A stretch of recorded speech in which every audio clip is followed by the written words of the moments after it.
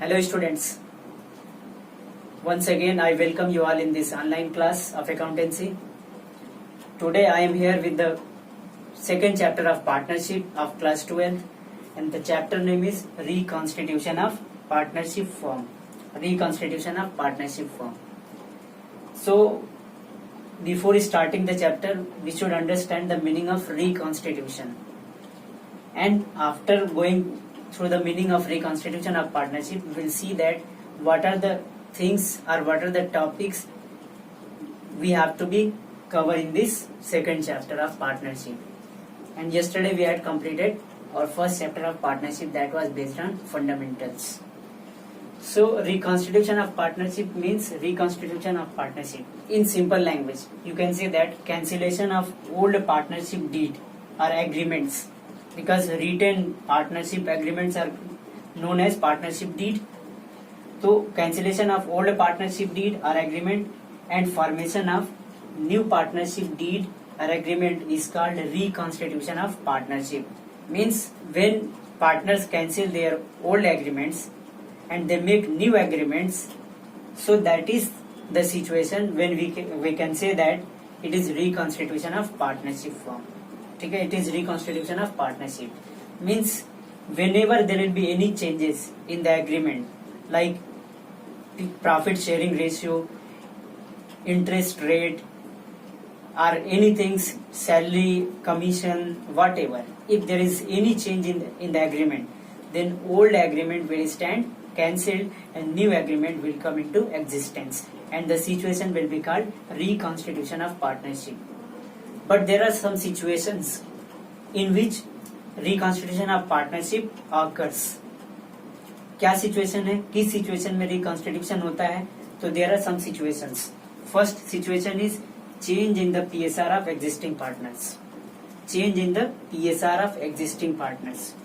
When existing partners of partnership firm, they want to change their PSR, their profit sharing ratio, due to some reason, like if A, B and C, they were partner in a partnership firm and their ratio was 3:3:2.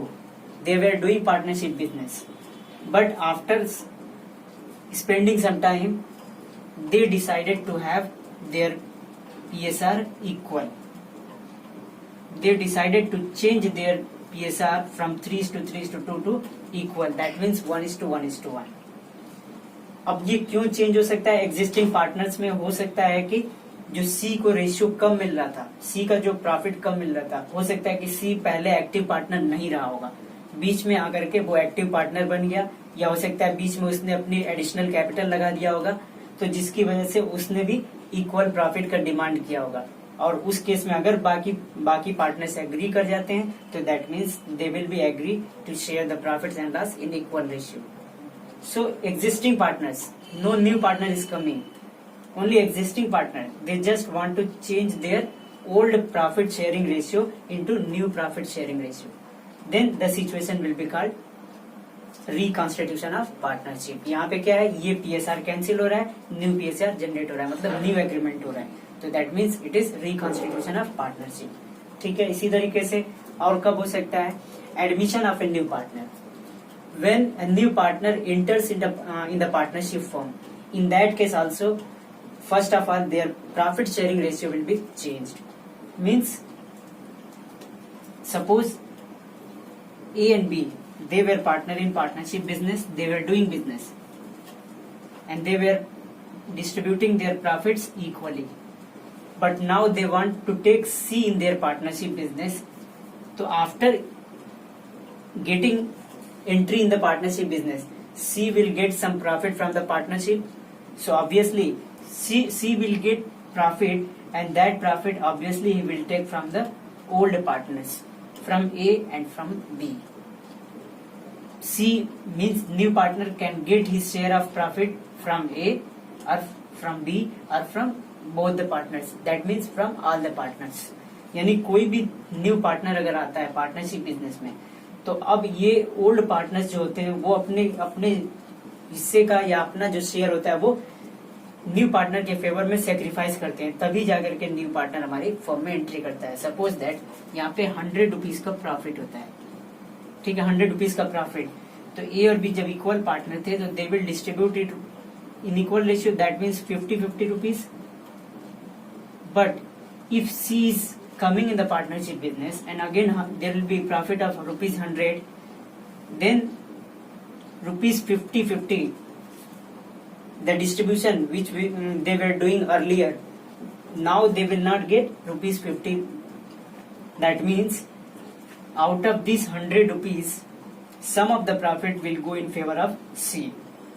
Suppose 100 में से 20 rupees C को जाता है, now this will remain 80 rupees. अब ये 80 में से ही इनको मिलेगा ए और बी को, तो अब ये 50-50 तो नहीं मिल सकता। तो इसीलिए कह रहा है कि जब भी कोई न्यू पार्टनर एंट्री करता है तो सबसे पहले इनका क्या होता है, प्रॉफिट शेयरिंग रेशियो चेंज हो जाता है। और प्रॉफिट शेयरिंग रेशियो चेंज होने का मतलब क्या है, एग्रीमेंट चेंज हो रहा है, that means reconstitution of partnership. In the same case retirement of an existing partner. Suppose in a firm there are 4 to 5 partners working together, but one of them is being retired from the partnership business due to old age, or he is not capable to do his duty, or for any other reason. If he do not want to remain partner in a partnership business, then he can take the retirement from the partnership business. So after retirement of any partner from the partnership business, there will be change in the profit sharing ratio, because the portion which a retiring partner was getting in the partnership business, now the share will be gained by the existing partners. Means जब कोई partner retire करके जाएगा तो वो अभी तक partnership में जो शेयर पा रहा था, जैसे यही अगर मैं कहूँ ए बी सी को 20 रुपीज अगर मिल रहा था, सी पार्टनरशिप से रिटायर कर जाए, तो सी पार्टनरशिप से रिटायर कर गया तो 20 रुपीज का अब ये प्रॉफिट 100 पूरा इन लोग में डिस्ट्रीब्यूट होगा।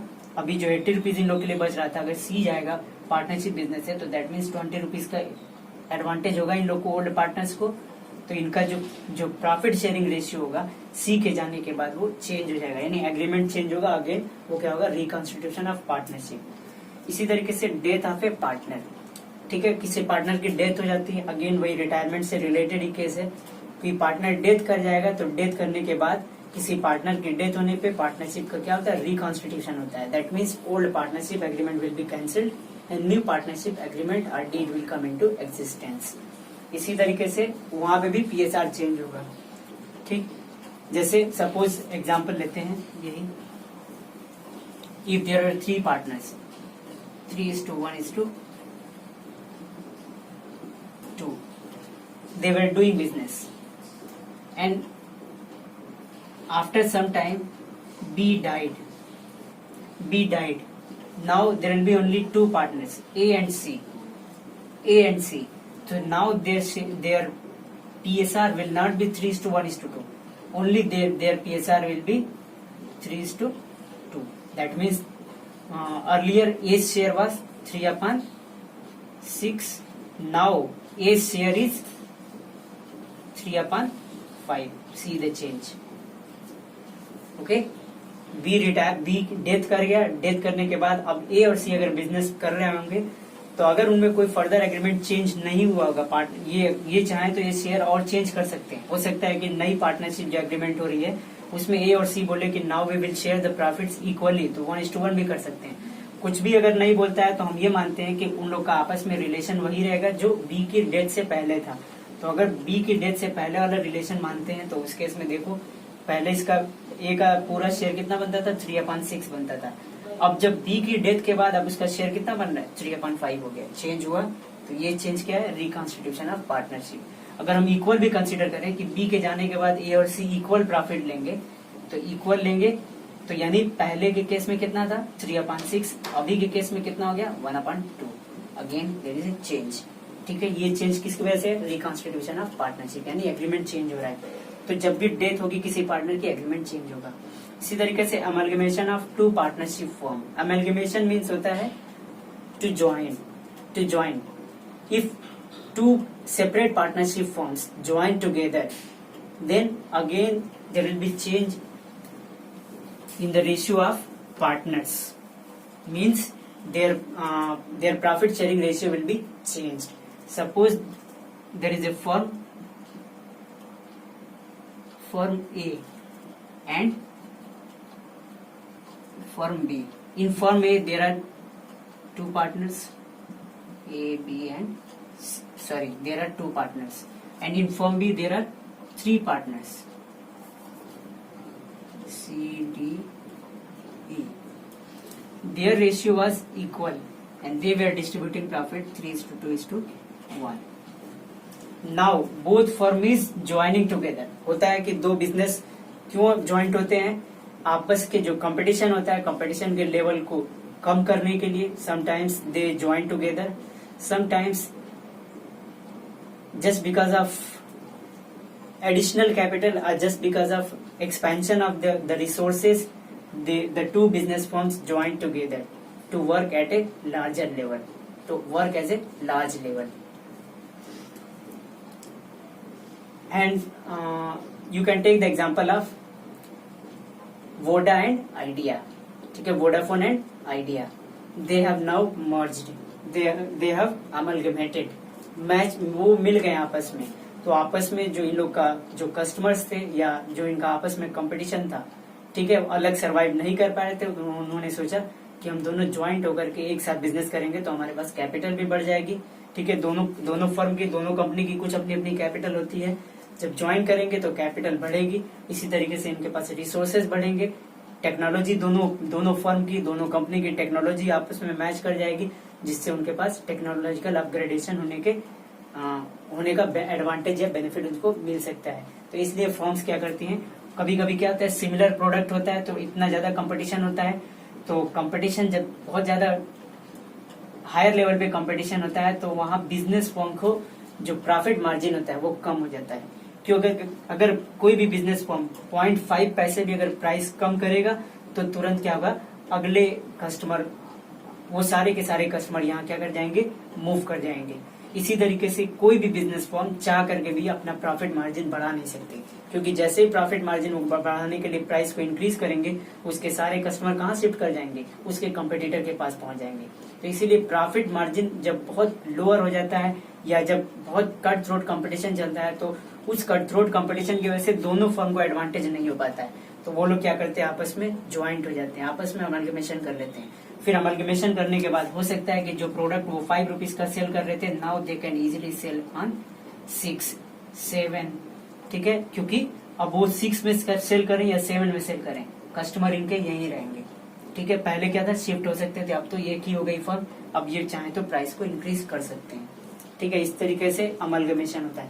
तो जब अमलगमेशन होगा तो now there will be total 5 partners. तो 5 पार्टनर्स वो कोई भी नया रेशियो डिसाइड कर सकते हैं. They can decide the profit in equal ratio 1:1:1:1. That means 1/5, 1/5, 1/5. इसी तरीके से उनका नया रेशियो हो सकता है 3:2:5:3:1. Any ratio they can decide. तो इसका मतलब कि जैसे ही वो आपस में मैच करेंगे, अब इनका जो 1/2, मान सपोज दैट यही इनका रेशियो रहता है, यही जो पहले था यही रहता है, बट पहले ए का रेशियो कितना था, 1/2 था, क्योंकि सिर्फ इस फॉर्म से मतलब था. अब ए का रेशियो कितना हो गया, 2, 5, 5:7 और 8. Now in new form it is 1/8. See the change. पहले क्या था, 1/2 था, अब फर्म मैच कर, फर्म ज्वाइंट हो गई. अब ज्वाइंट हो गई तो इसका रेशियो टोटल कितना बन रहा है, 1/8. ठीक है, तो ये हमारा चेंज हो रहा है. जो चेंज किसकी वजह से हो रहा है, रिकॉन्स्टिट्यूशन, यानी एग्रीमेंट चेंज हो रहा है. ठीक, अब इसके बाद ये पढ़ने के बाद अब इस सेकंड चैप्टर में मेनली हम लोग को पढ़ना क्या होगा. जैसे अब ये तो चेंज हो रहा है. अब चेंज जब होता है, जब जैसे मान लो सपोज अभी हम लोग को क्या पढ़ना है, बारी बारी से इसमें हम लोग को ये भी एक चैप्टर पढ़ना है, ये भी एक चैप्टर है, ये भी हमारा एक टॉपिक, ये चैप्टर आएगा, इसको हमको बारी बारी से कवर करना है. In this chapter mainly we have to focus over this point, that if there will be any reconstitution due to change in the PSR of existing partners, then how accounting treatment will be done in partnership business or in partnership firm. ठीक है, इसके accounting treatment को हमको specially इस second chapter में पढ़ना है कि जब पार्टनर्स आपस में म्यूचुअल एग्रीमेंट की बेसिस पे अपने पीएसआर को चेंज कर दे, अपने प्रॉफिट शेयरिंग रेट, न तो कोई नया पार्टनर एंटर करे, न कोई पार्टनर एग्जिस्टिंग पार्टनर रिटायर या डेथ करे, कुछ भी नहीं हो, बस सिंपली क्या है, पार्टनर्स अपना ओल्ड एग्रीमेंट कैंसिल करके न्यू पीएसआर वो एग्री होना चाहते हैं, न्यू पीएसआर वो बनाना चाहते हैं, तो उस केस में क्या होगा, कैसे अकाउंटिंग ट्रीटमेंट होगा, वही हमको इसमें पढ़ना है इस सेकेंड चैप्टर में. Okay, now see the topics which we have to cover in this second chapter.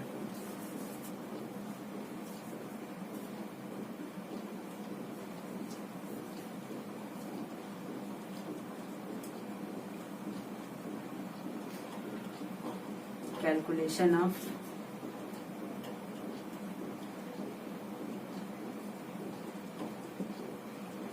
sacrificing ratio, calculation of gaining ratio,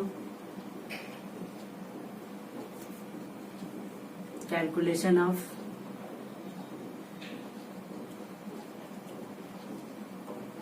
new ratio, treatment of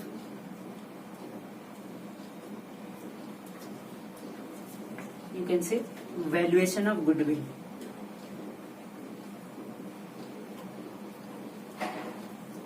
valuation of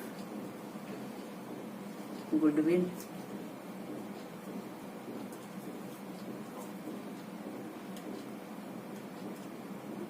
treatment of goodwill,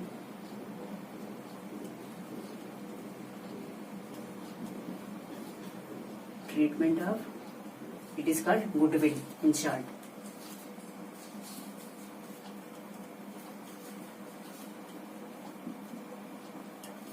Treatment of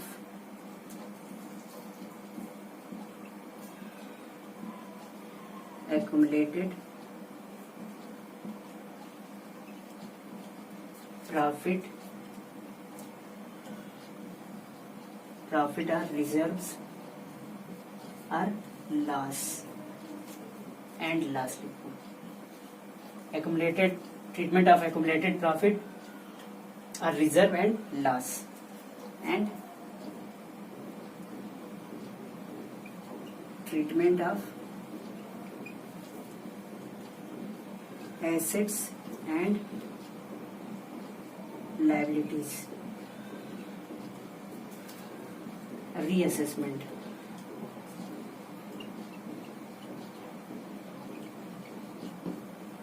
These are the topic we have to cover in this second chapter. First one is calculation of sacrificing ratio. Sacrificing ratio. Suppose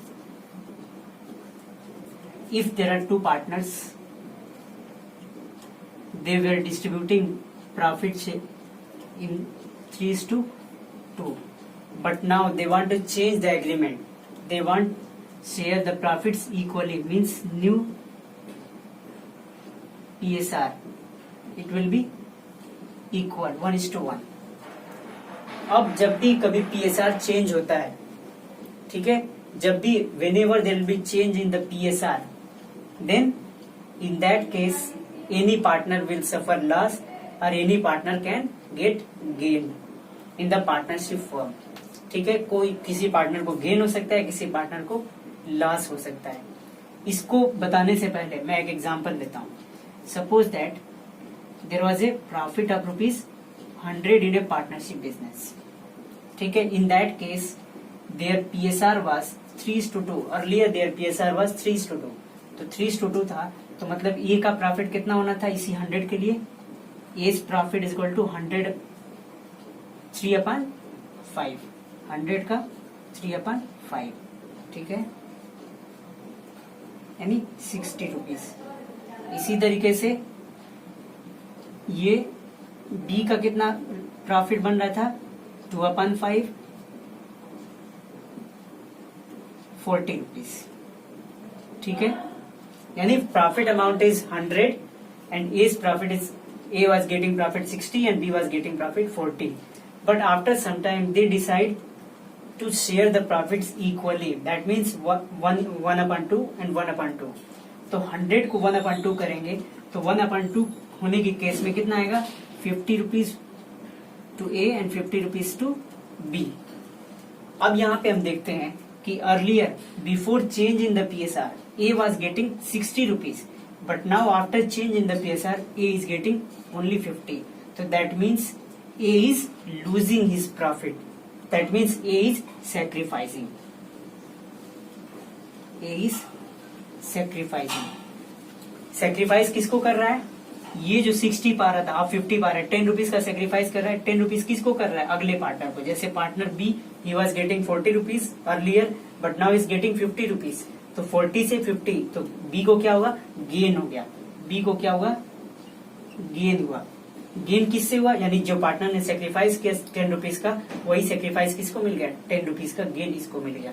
तो कह रहा है कि जब भी मतलब whenever there will be change in the PSR of the partners, then in that case some of the partners will get benefit of that change and some of the partners will have and some of the partner will sacrifice their share of profit in the partnership business.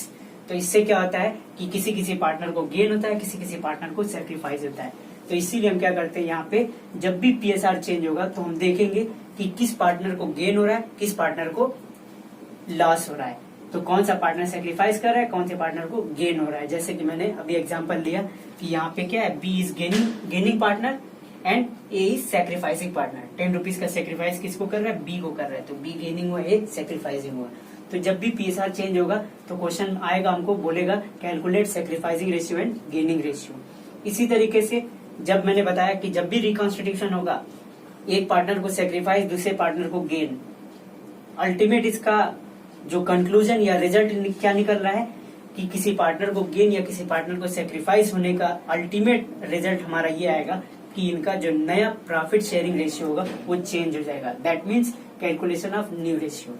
यहाँ पे देखो, यहाँ पे new ratio निकाल करके दिया हुआ है 1:1, but sometimes it will not be given directly in the question, we will have to find out. तो इसके लिए ये जो calculation of sacrificing ratio, calculation of gaining ratio और कैलकुलेशन ऑफ न्यू रेशियो, इसको हम लोग क्या करेंगे, साइमल्टेनियसली एक साथ स्टडी करेंगे और रिमेनिंग पोर्शंस को हम लोग बाकी आगे की क्लास में इसको डिस्कस करेंगे. तो today I will start the all 3 topics simultaneously. ठीक है.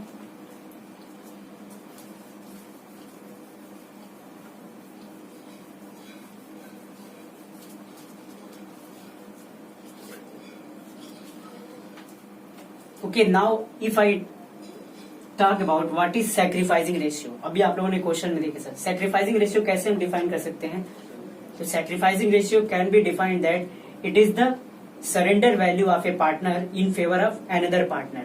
Means if a partner will surrender or sacrifice some of his profit in the favor of another partners, then in that case the portion which he will sacrifice, the portion will be called sacrificing portion or sacrificing ratio. ठीक है. What is gaining ratio, तो gaining ratio means part of profit और the portion of profit which a partner will get from another partner, then it will be called gaining और you can say acquiring ratio और gaining ratio. ठीक है. जब भी कोई partner किसी दूसरे पार्टनर से या किसी अदर पार्टनर से कुछ पोर्शन गेन करे, ठीक है, कुछ पोर्शन एक्वायर करे, तो उसी एक्वायरिंग पोर्शन को एक्वायरिंग या गेनिंग पोर्शन को क्या बोलते हैं, गेनिंग रेशियो बोलेंगे. ठीक है. सैक्रिफाइसिंग रेशियो निकालने का फॉर्मूला होता है. ठीक है. अब यहां से अब सीधे हम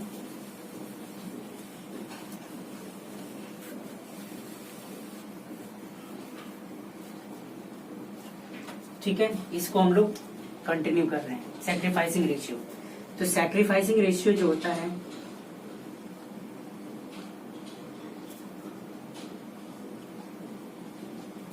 इट विल बी कैलकुलेटेड, इसका फॉर्मूला होता है old ratio minus new ratio. ठीक है. किसी पार्टनर की सेक्रीफाइस्ड वैल्यू या सेक्रीफाइसिंग रेशियो कैसे निकलेगा, old ratio minus new ratio, ये इसका फॉर्मूला है. ठीक है. ये फॉर्मूले के फॉर्म में थोड़ा इसको लर्न करना पड़ता है, बट ये कि लॉजिक से अगर सीखेंगे तो इस फॉर्मूले को भी लर्न करने की जरूरत नहीं है। ठीक है, किसी पार्टनर का मतलब सेक्रीफाइसिंग पार्ट कितना है। सपोज दैट हमको पहले प्रॉफिट में से हो सकता है कि 10 रुपीज का शेयर मिलता था, किसी पार्टनर को 10 रुपीज का शेयर मिलता था। ठीक है, अब उस पार्टनर को कितने का शेयर मिलता है, उस पार्टनर को अब मिल रहा है 8 रुपीज का share. Earlier A partner was getting 10 rupees but now he is getting 8 rupees. ठीक है, यानी कि कुछ सेक्रीफाइस करना पड़ रहा है, कोई कमी हो रही है इसके में। तो कैसे, कितने रुपीज की या कितना पोर्शन उसकी कमी हो रही है, तो हम क्या करते हैं, इसका ओल्ड पहले कितना था, earlier he was getting 10 rupees and now he is getting 8 rupees. पहले उसका 10 मिलता था, अब उसका 8 मिल रहा है। तो पहले वाले में से यानी ओल्ड वाले में से न्यू वाला अगर माइनस कर दें तो ये कितना आ रहा है, 2। तो ये 2 क्या है, यही इसका सेक्रीफाइस है।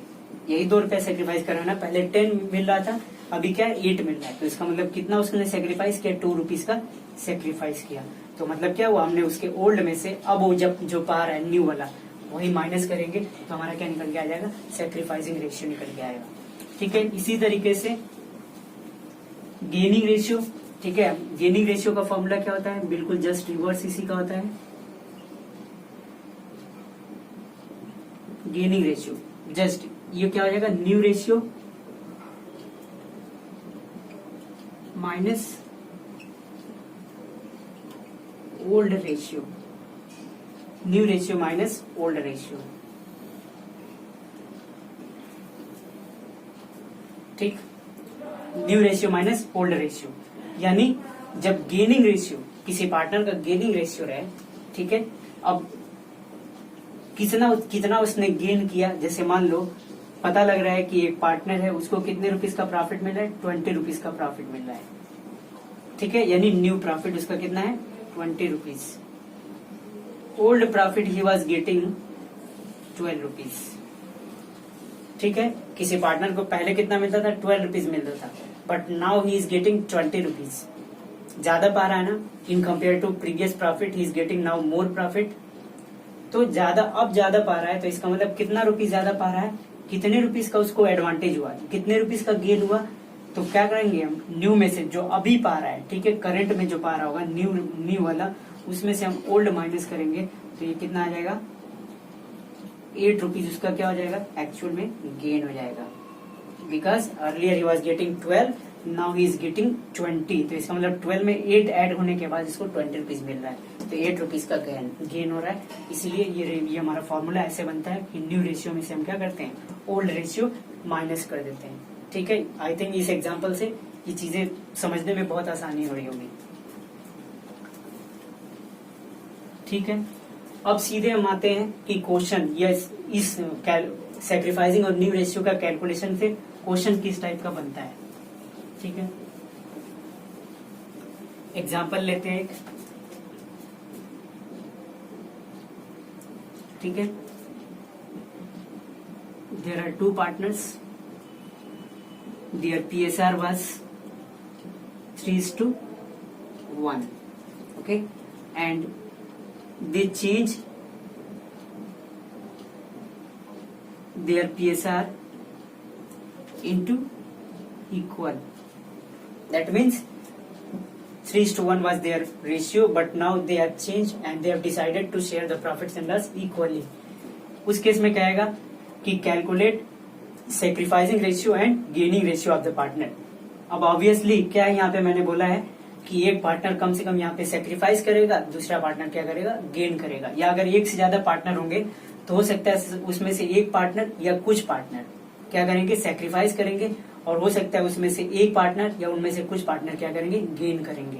जब एक से ज्यादा पार्टनर होंगे, तो जब 2 ही है तो ये तो क्लियर है कि एक सेक्रीफाइस कर रहा होगा तो दूसरा वही क्या, गेन करेगा। ठीक है, हम एक से ज्यादा पार्टनर का भी एग्जाम्पल अभी लेंगे। तो कैसे हम निकालेंगे, मैंने कहा अब क्वेश्चन क्या पूछ रहा है, calculate sacrificing and gaining ratio. Sacrificing का फॉर्मूला अलग मैंने बताया, गेनिंग का फॉर्मूला अलग बताया मैंने, लेकिन हमें पता नहीं लग रहा है कि ए सेक्रीफाइस कर रहा है कि बी सेक्रीफाइस कर रहा है। तो ए के जब हम रेशियो निकालेंगे तो ए के लिए हम सेक्रीफाइसिंग रेशियो का फॉर्मूला लगाएं या गेनिंग रेशियो का फॉर्मूला लगाएं। तो इसके लिए हमारे पास क्या है, ऑप्शन है। ठीक है ना, we can calculate the sacrificing और gaining ratio with the help of both the formulas. ठीक है। बट यहाँ पे अगर यहाँ पे सेक्रीफाइसिंग गेनिंग रेशियो पूछे तो मैं सजेस्ट करूंगा कि कोई एक ही फॉर्मूला अप्लाई करना, ठीक है, एक ही ट्रिक अपनाना। जैसे मान लो मैं बोलता हूँ कि सेक्रीफाइसिंग रेशियो का ही फॉर्मूला अप्लाई करना। अगर सेक्रीफाइसिंग रेशियो का फॉर्मूला अप्लाई करेंगे और हमारी वैल्यू पॉजिटिव आती है तो दैट मीन्स पॉजिटिव वैल्यू आने का मतलब जो फॉर्मूला हमने अप्लाई किया है वही वैल्यू आएगी। सपोज सेक्रीफाइसिंग रेशियो का फॉर्मूला अप्लाई करते हैं और वैल्यू पॉजिटिव आती है तो हमारी सेक्रीफाइस्ड वैल्यू आएगी। इसी तरीके से अगर सेक्रीफाइसिंग फॉर्मूला लगाते हैं, ठीक है, उसको अप्लाई करने के बाद वैल्यू हमारी आंसर जो नेगेटिव आता है तो मतलब सेक्रीफाइसिंग का फॉर्मूला लगाया है, आंसर नेगेटिव आया तो उसको हम क्या कंसिडर करेंगे, गेन, ठीक है, और गेनिंग से निकालोगे तो वही आएगा। तो इसलिए मैं कहा कि सेक्रीफाइसिंग फॉर्मूला को लगाओ, तो लिखेंगे is sacrificing oblique gaining ratio, ठीक है ना। दोनों हम लिख रहे हैं, पता नहीं ए को सेक्रीफाइस हो रहा है कि गेन हो रहा है, वो तो आंसर आएगा, पता लगेगा। मैंने क्या बताया, किसका फॉर्मूला लगाओ, सेक्रीफाइसिंग का। सेक्रीफाइसिंग का फॉर्मूला क्या था, old minus new ratio. Old ratio क्या हो रहा है, ए का, ओल्ड का 3/4 हो रहा है, 3/4 माइनस न्यू रेशियो। न्यू में अब ए का 3/4 था, अब न्यू में क्या है, न्यू पीएसआर यही है 1। अब इसमें कितना हो रहा है, 1/2, ठीक है। इसके लिए हम क्या करेंगे, एलसीएम लेंगे। आगे यहाँ एलसीएम लेते हैं, 4 2 का एलसीएम 4 होगा, ठीक है, 4 1 जा 4 और 1 को ऊपर 3 में मल्टीप्लाई करेंगे तो 3 हो जाएगा। और यहाँ पे डिवाइड करेंगे 4 को 2 से 2 और 2 को ऊपर 1, तो इसका मतलब हमारा 1/4। ये क्या रहा है, पॉजिटिव वैल्यू। देखो 3 पॉजिटिव है, 2 नेगेटिव है, वैल्यू क्या है, पॉजिटिव है। तो मैंने क्या बताया, हम लोग क्या फॉर्मूला अप्लाई किए, सेक्रीफाइसिंग, और हमारी वैल्यू क्या आ रही है, पॉजिटिव आ रही है, तो इसका मतलब ये क्या है, सेक्रीफाइस। इसको लिखेंगे sacrifice, okay. Now B is sacrificing or gaining ratio. Again वही फॉर्मूला, ओल्ड माइनस न्यू। अब बी के लिए देखते हैं, बी का ओल्ड क्या था, पहले 1/4 माइनस ओल्ड माइनस न्यू। अब न्यू क्या है, 1/2,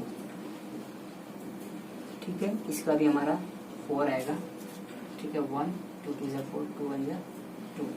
ये देखो हमारा 1 और -2 बड़ा है, इसलिए सिंबल हमारा क्या होगा, नेगेटिव होगा, 1/4, ठीक है। ये नेगेटिव है, हमने फॉर्मूला अप्लाई किया है सैक्रिफाइसिंग रेशियो का, ओल्ड माइनस न्यू किया, बट ये नेगेटिव वैल्यू आ रही है, तो ये मतलब उसका अपोजिट होगा, गेन होगा। तो we can say that A is sacrificing 1/4 of his share and B is gaining A is sacrificing 1/4 share and B is gaining 1/4 share from A, ठीक है। हमें पता लग गया कि A को सेक्रीफाइस करना पड़ रहा है और B जो है इसमें गेन कर रहा है, ठीक है ना। पीएसआर चेंज होने की वजह से किसका एडवांटेज हो गया, B को एडवांटेज हो रहा है, ठीक है। इसी तरीके से अब मन में ये क्वेश्चन बन रहा होगा कि हम सेक्रीफाइसिंग या गेनिंग रेशियो क्यों कैलकुलेट करते हैं, ठीक है, क्यों कैलकुलेट करते हैं। तो इस क्वेश्चन को या इस क्वेश्चन का आंसर मैं तभी बताऊंगा जब मैंने अभी जो टॉपिक्स बताए हुए थे, टॉपिक्स में मैंने नीचे की क्लास में डिस्कस करने के लिए बोला था, क्योंकि जब पार्टनरशिप में रिकॉन्स्टिट्यूशन होता है तो उस केस में जो पार्टनरशिप फर्म में जो बैलेंस शीट में जो आइटम्स लिखे होते हैं उन आइटम्स का क्या करना पड़ता है, एडजस्टमेंट करना पड़ता है। क्योंकि वो आइटम्स, जैसे मान लो बैलेंस शीट में जनरल रिजर्व, सारे लोगों को पता है जनरल रिजर्व क्या होता है, ओनर्स फंड होता है, ठीक है। जनरल रिजर्व कहाँ से बनता है, प्रॉफिट से बनता है, रिटेन्ड अर्निंग जिसको कह सकते हैं। रिटेन्ड अर्निंग का जो मतलब पोर्शन होता है वही हमारा क्या होता है, जनरल रिजर्व हो जाता है।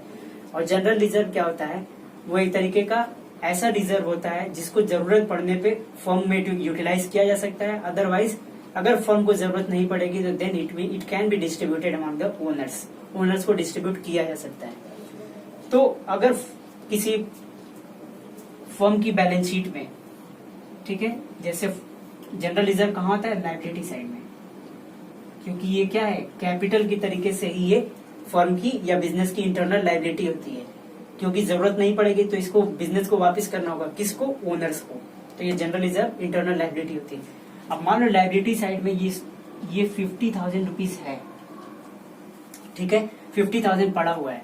फ्यूचर में जाके अगर वो यूज नहीं किया जाएगा तो it will B distributed among the partners. तो जब डिस्ट्रीब्यूट करेंगे तो पहले तो जब ये जनरल रिजर्व 50,000 कमाया था या जिस प्रॉफिट में से निकाला था उस टाइम रेशियो क्या था, 3:1 था। फ्यूचर में जाकर के रेशियो क्या बन गया, 1:1 हो गया। और जनरल रिजर्व का प्रॉफिट जब जनरल रिजर्व का अमाउंट फ्यूचर में जाकर के जब डिस्ट्रीब्यूट करेंगे तो उस केस में क्या है कि उस केस में हमारा जो जब ये 50,000 डिस्ट्रीब्यूट होगा तो दोनों पार्टनर्स को इक्वल डिस्ट्रीब्यूट हो जाएगा। लेकिन अगर पहले डिस्ट्रीब्यूट होता तो किसको, ए को गेन होता है, ए को ज्यादा शेयर मिलना चाहिए था। ठीक है, तो ये चूंकि जनरल रिजर्व डिस्ट्रीब्यूट हुआ नहीं, ठीक है, और फर्म में रिकॉन्स्टिट्यूशन हो गया। फ्यूचर में जाकर के कभी डेट पे, फ्यूचर की डेट पे कभी जब जनरल रिजर्व डिस्ट्रीब्यूट होगा तो किसको लॉस हो जाएगा, लॉस किसको होगा, ए को लॉस होगा, क्योंकि ए को ज्यादा मिलना चाहिए था। बट न्यू पीएसआर से मिलेगा तो दोनों को इक्वल मिलेगा। तो इसीलिए ए को क्या करना पड़ेगा, ए को जो लॉस हो रहा होगा, ठीक है ना, ए को जो फ्यूचर में अमाउंट जो लॉस बटेगा, फ्यूचर में बटने पे जो इसको लॉस हो सकता है ए को, उतना अमाउंट अभी बी क्या करेगा, उसको दे देगा। ठीक है, यानी एडजस्टमेंट अभी हो जाएगा, ये ऐसे अमाउंट पड़ा रहेगा। और फ्यूचर में जाकर जब बटेगा तो 25 तो बटेगा, बट उसके पहले क्या करेगा, जितना ए को नुकसान हो रहा होगा बी पहले उसको कंपनसेट कर देगा। इसीलिए हम निकालते हैं कि कितना गेन हो रहा है, कितना लॉस हो रहा है। तो इस 50,000 का सपोज यही हमारा है, तो इस 50,000 का 1/4 निकालेंगे। ठीक है, 1/4 निकालने के बाद वो इतना प्रॉफिट जो, जैसे मान लो ये सेक्रीफाइसिंग पार्टनर है तो ये सेक्रीफाइस कर रहा है तो इसको मिलना चाहिए, ठीक ना, ये ए को नुकसान हो रहा है, ए को मिलना चाहिए, तो ए का कैपिटल अकाउंट क्रेडिट कर देंगे। और बी को गेन हो रहा है, फ्यूचर में बटेगा तो बी को ज्यादा मिलेगा, इसलिए बी को फ्यूचर में जो ज्यादा मिल सकता है उतने अमाउंट से अभी क्या कर दिया जाता है, उसका कैपिटल अकाउंट डेबिट कर दिया जाता है, तो एडजस्टमेंट हो जाता है। इसीलिए अगर नहीं समझ में आया तो फिर मैं आगे और अच्छे से एक्सप्लेन करूंगा। ठीक है, लेकिन ये कुछ रीजन होता है जिसकी वजह से हमें सेक्रीफाइसिंग और गेनिंग रेशियो कैलकुलेट करना पड़ता है। ठीक है, इसी तरीके से ये हमारा एग्जाम्पल है।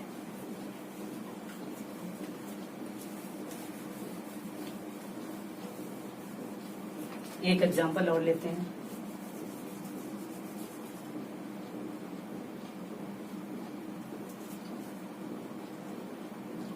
ए B C, they were partner 3:2 या चलो 5:3:2। ठीक है, ये हमारा इनका पीएसआर था। ठीक, उस केस में बोल रहा है कि अब इनका जो एग्रीमेंट है, एग्रीमेंट के अकॉर्डिंग कुछ चेंजिंग हो रही है। कह रहा है कि सी एक्वायर्स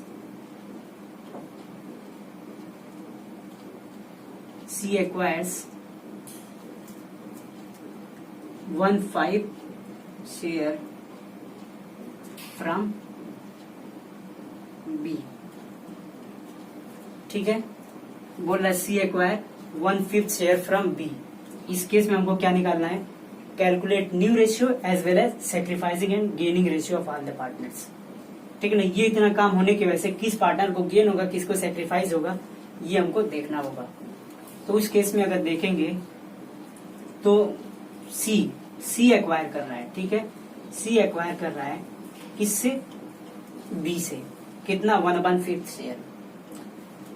तो ये बताओ, सी अगर बी से एक्वायर करेगा 1/5 तो बी का रेशियो, बी का पार्ट जो पोर्शन है वो अब कम हो जाएगा, क्योंकि बी सेक्रीफाइस कर रहा है किसके फेवर में, सी के फेवर में। तो हम तुरंत यहाँ पे बी का न्यू रेशियो कैलकुलेट करेंगे। ठीक है, अब यहाँ पे हम पहले न्यू रेशियो कैलकुलेट कर लेंगे, उसके बाद हम क्या करेंगे, सेक्रीफाइसिंग या गेनिंग रेशियो निकालेंगे। क्योंकि सेक्रीफाइसिंग या गेनिंग रेशियो निकालने के लिए हमारे पास दोनों रेशियो होना चाहिए। जैसे अभी हमने फॉर्मूला में देखा कि सेक्रीफाइसिंग रेशियो निकालना होगा तो old minus new ratio, gaining ratio निकालना होगा तो new ratio minus old ratio. तो यहाँ ओल्ड रेशियो दे दिया है, न्यू रेशियो हम कैलकुलेट कर लेंगे, तो उससे हम सेक्रीफाइसिंग और गेनिंग निकाल सकते हैं। जैसे यहाँ पे तुरंत हम निकालेंगे, यहाँ पे इज न्यू रेशियो, ए को ना कुछ मिल रहा है न ही ए सेक्रीफाइस कर रहा है, तो इसका क्या हो जाएगा, वही होगा 5/10। इसी तरीके से बी न्यू रेशियो, बी का न्यू रेशियो कितना हो जाएगा, पहले कितना था 3/10। अब कह रहा है 1/5 किसको दे रहा है, बी को दे रहा है, तो इसमें से 1/5 माइनस कर देंगे जब बी दे देगा तो ये उसके में से माइनस हो जाएगा, तो ये कितना हो जाएगा 10 एलसीएम आएगा, ठीक है 3 माइनस, तो ये 1/10। Now B share is 1/10। पहले कितना था, पहले 3/10 था, अब ये 1/10 हो गया। इसी तरीके से सी इज न्यू रेशियो। सी का तो पहले रेशियो कितना था 2/10 था, बट कह रहा है कि C acquires 1/5 share from B. B से 1/5 पार आया, तो पार आया तो इसका शेयर ऐड हो जाएगा। 1/5 जो सी से पार आया, सी में से माइनस किया, बी को बी से पार आता तो बी में से माइनस किया, सी को मिल रहा है तो सी में क्या करेंगे, ऐड करेंगे, वो 1/5। ये हमारा 2 प्लस, तो ये हमारा हो जाएगा 4/10। ठीक है 4/10। हाँ, अब इस केस में न्यू रेशियो सबका आ गया, यहाँ पे हम निकाल लेते हैं न्यू रेशियो। ठीक है, सबसे पहले सीक्वेंस में लिखेंगे, ए का कितना था 5/10, बी का कितना हो गया 1/10, इसी तरीके से सी का कितना हो गया 4/10। देखेंगे नीचे एलसीएम, नीचे क्या है, डिनोमिनेटर सबका इक्वल है, इसलिए हमारा एलसीएम लेने की कोई जरूरत नहीं है। हमारा रेशियो क्या हो गया 5:1:4, ये हमारा न्यू रेशियो हो गया। ठीक है, अब जब ये न्यू रेशियो हो गया, पुराना रेशियो पता है, न्यू रेशियो पता है, हम गेनिंग या सैक्रिफाइसिंग रेशियो निकाल सकते हैं। तो देखते हैं अब यहाँ पे, ठीक है, इसको मैं इरेज कर रहा हूं क्योंकि हमारा ओल्ड रेशियो, ये न्यू रेशियो।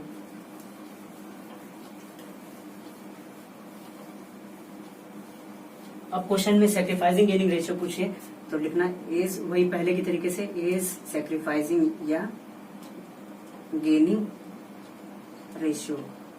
फॉर्मूला वही अप्लाई करते हैं, ओल्ड माइनस न्यू रेशियो। तो ओल्ड रेशियो कितना था, ए का 5/10 माइनस न्यू कितना है 5/10, सेम है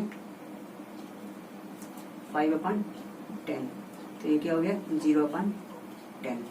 मतलब नो सैक्रिफाइस नो गेन, क्योंकि हमें वर्डिंग से ही पता लग रहा था कि सी एक्वायर्स फ्रॉम बी। सी को जो ऐड मिला था, सी में जो ऐड हुआ था वो कहाँ से ऐड हुआ था, सिर्फ बी ने सैक्रिफाइस किया था। तो ए का न कोई सैक्रिफाइस था और न तो ए का कोई गेन था, न तो ए ने किसी को दिया और न तो ए ने किसी से गेन किया, इसलिए इसका 0 आ गया, मतलब नो सैक्रिफाइस नो गेन। इसी तरीके से बी सैक्रिफाइसिंग और गेनिंग रेशियो, ठीक है ना। बी का ओल्ड माइनस न्यू रेशियो, वही फॉर्मूला लगाएंगे, बी का ओल्ड 3/10 माइनस न्यू में बी का कितना है 1/10। ठीक है, नीचे जब अमाउंट इक्वल होता है तो हम सीधे सीधे क्या करते हैं, डायरेक्टली माइनस कर सकते हैं। तो 3 में से 1 गया 2/10। ठीक है, अब ये मैंने क्या बताया था कि पॉजिटिव वैल्यू आएगी तो वो सेक्रीफाइस होगा। 3 देखो, 1 क्या है, 1 के साथ नेगेटिव वैल्यू है, 3 पॉजिटिव है, तो ये बड़ा अमाउंट है, इसलिए हमारा क्या आ गया सेक्रीफाइसिंग, पॉजिटिव वैल्यू आ रही है। ठीक है ना। सी सेक्रीफाइसिंग या गेनिंग रेशियो, सी का ओल्ड है 2/10, ठीक है, माइनस न्यू रेशियो 4/10। अब यहाँ देखते हैं 4 नेगेटिव है, वैल्यू बड़ी है, तो -2/10, ये हमारा क्या आ जाएगा, नेगेटिव वैल्यू आएगी तो गेन। अगर हमने सेक्रीफाइसिंग फॉर्मूला अप्लाई किया है, वैल्यू नेगेटिव आ रही है, तो दैट मीन्स वो गेन हो रहा है। तो यहाँ पे क्या है कि B is sacrificing 2/10 share and C is gaining 2/10 share. There is no change, there is no sacrifice or no gain in A's share. ठीक है ना, A के शेयर में कोई चेंज नहीं है। थोड़ा सा इसको चेंज करके देखते हैं।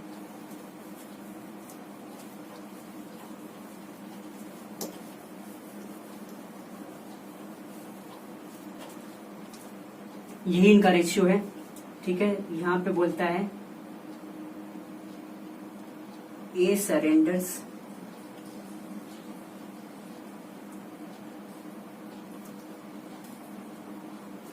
A surrenders 1/4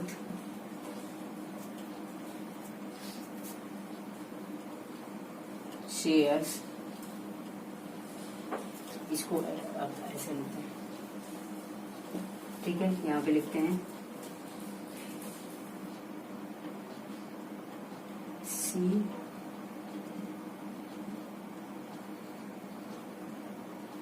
acquires 1/6 share equally from A and B. C acquires 1/6 share equally from A and B. कह रहा है C acquire कर रहा है कितना टोटल शेयर 1/6 शेयर, ठीक है, equally from A and B. इसके पहले क्या बोला था फ्रॉम B, बट यहाँ पे क्या है equally from A and B. अब यहाँ A भी कुछ सेक्रीफाइस कर रहा है C के फेवर में और B भी कुछ सेक्रीफाइस कर रहा है. टोटल मिलाकर के 1/6 C एक्वायर कर रहा है, जिसमें से कह रहा है इक्वली 1/6 का मतलब हाफ ए से वो ले रहा है, 1/6 का हाफ क्या है बी से ले रहा है. तो अभी इसके पहले क्या था डायरेक्टली 1/6 शेयर था, टोटल बी ने दिया था तो बी के ओल्ड में से हमने माइनस कर दिया था, उसका न्यू रेशियो आ गया था. लेकिन अभी क्या है, अभी हम लोग का डायरेक्टली ये सेक्रीफाइस्ड वैल्यू नहीं दिया हुआ है, अभी हमको निकालना पड़ेगा तो ए ने कितना सेक्रीफाइस किया बी ने कितना सेक्रीफाइस किया. तो लिखेंगे as sacrifice in favor of C. Total कह रहा है कि 1/6 का, तो इक्वली मतलब A और B से इक्वली लिया, तो इक्वली का मतलब क्या है 1:1 के केस में लिया, तो 1/6 का हाफ निकालेंगे यानी 1/2 1/12, यानी ए का जो सेक्रीफाइस किया 1/12 किया है. तो अब ए के में से 1/12 अगर सी को दे रहा है तो ए के ओल्ड में से 1/12 माइनस करेंगे, ए का न्यू रेशियो हो जाएगा जो कि अब उसे मिलेगा. तो लिखेंगे इज न्यू रेशियो, ठीक है ना, ओल्ड में से यानी 5/10 उसका था, जिसमें से 1/12 सी को दे रहा है माइनस कर देंगे, ठीक है. ठीक है, अब इसका क्या करेंगे 10 और 12 का एलसीएम लेंगे, एलसीएम लेना आता होगा 10 12, ठीक है. इसको क्या करेंगे 2 5 10 2 6 12, ठीक है. इसी तरीके से 5 हो जाएगा 2 3 6, ठीक है. एक बार हमारा 3 से गया, ये 5 से गया, तो कितना हो गया ये हमारा 60 हो गया, ठीक है 60. अब 10 6 60 30 माइनस 5, ये हमारा हो गया 25/60, ओके. इसी तरीके से यानी कि ये नया रेशियो कितना हो गया 25/60.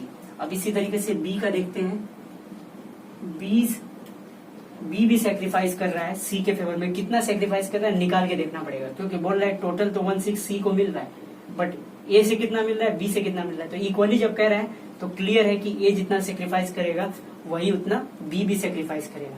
बट फिर भी निकाल के अगर देखना चाहो तो यहाँ देख लो, B sacrifice in favour of C, again वही 1/6 टोटल का 1/6 का 1/2 यानी 1/12, ठीक है. अब ये टोटल सेक्रीफाइस कर रहा है, उसके ओल्ड में से माइनस कर देंगे तो पता लगेगा अब उसे कितना मिलेगा. बीज न्यू रेशियो, ठीक है. पहले कितना था 3/10 माइनस 1/12, अगेन वही एलसीएम हमारा आएगा 60, ठीक है. 18 माइनस 5 हमारा हो जाएगा 13/60, ठीक है 13/60 हो गया. इसी तरीके से सी का नया रेशियो कितना होगा, सी इज न्यू रेशियो. सी को तो मिल रहा है, सी को पहले कितना था 2/10 दोनों से मिला करके टोटल उसको कितना मिल रहा है 1/6, ठीक है ना. ऐसे भी 1/6 दिया भी है, हम दोनों का ऐड करेंगे कि ए से इतना मिला बी से इतना मिला तो भी हमारा कितना आएगा 1/6 आएगा. चेक कर लेते हैं 1/12 ए ने दिया 1/12 बी ने दिया, ठीक है.